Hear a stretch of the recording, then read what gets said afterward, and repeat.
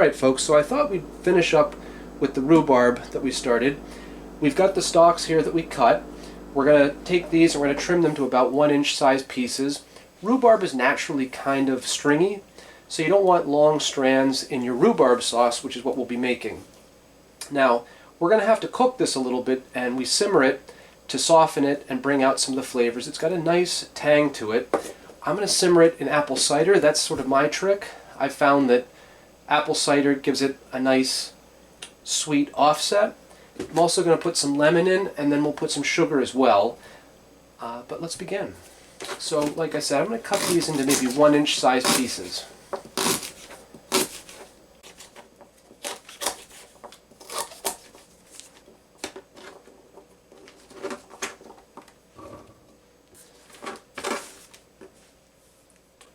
Now the thing about rhubarb is it's actually green. It looks red, but it's only red just on the very outside.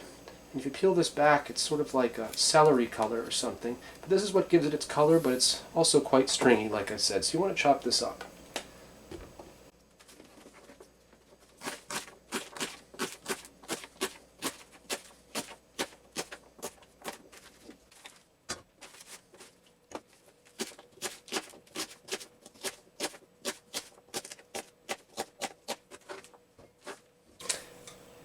Now I'm just going to rinse these off gently and then drain them, just in case there's a little bit of excess dirt or any sort of debris on the outside.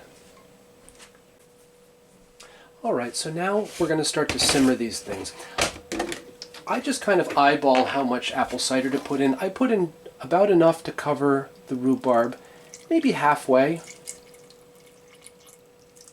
So the rhubarb is not completely submerged, it's about half sticking up. And I'll turn the stove on to high just to get it to a boil. Also throw these lemon wedges in. I like lemon in it because it adds a little bit of a citrusy flavor and just helps kind of complicate the medley that you get there between the sweet, the sour, and the tang. At the end we'll add sugar to taste.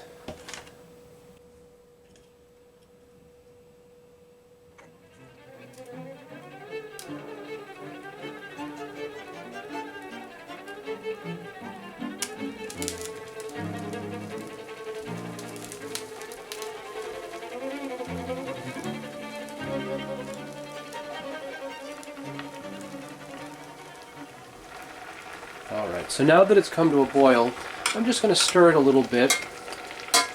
I'm going to turn the heat back here to just simmer it, because it just needs to soften for about 5 minutes now.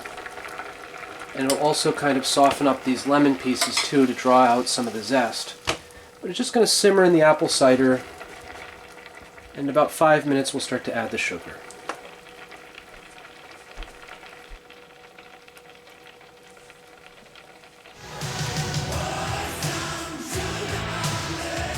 Alright, so this has been simmering for maybe 5 minutes or so, and the pieces have mostly softened. I'm going to let it simmer just a little bit more, but I'm just stirring them up to help break them a little bit. And I'm going to add some sugar now. You don't have to be exact. I like to use this raw sugar, but I'm going to probably add about 1/4 cup. Just about to there. Because remember, the cider is already sweet. Rhubarb and lemon are, of course, sour and tangy, but the apple cider sweetens it a little bit. I'm just going to stir it in, and then just kind of taste where we're at. That's pretty good. You can always add more sugar, but you can't really take it out. So I start with about 1/4 cup, and then kind of adjust accordingly. This is about 1 cup of rhubarb plus ½ cup of cider right here. So I'm just going to let this sit in the heat now. Probably turn the stove off and just let it sit in the heat. The whole thing takes about 10 minutes. So here's some I made earlier. This is what the rhubarb looks like when it's all done. No preservatives, no artificial colors, just pure summer tang. Can't beat that. Nothing says summer like rhubarb.